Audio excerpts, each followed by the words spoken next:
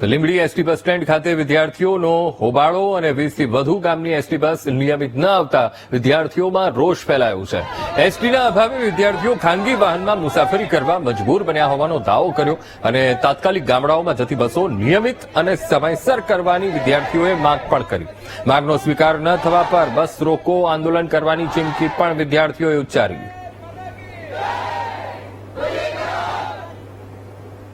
અને દર 3 મહિને મેં આવેદનપત્ર આપ્યું છે કે તમે આ રાબેતા મુજબ બસો કરો અને જે બસો ચાલુ છે એના રાબેતા મુજબ ચાલુ રાખો.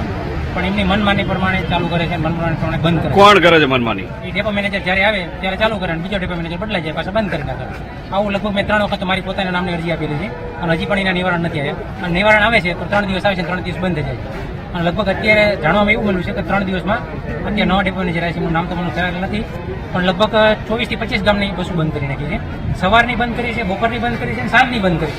અને સામાજિક અને અત્યારે સરકાર એમ કહે છે કે ગામડાને આપણે આગળ લાવવું છે. ગામડા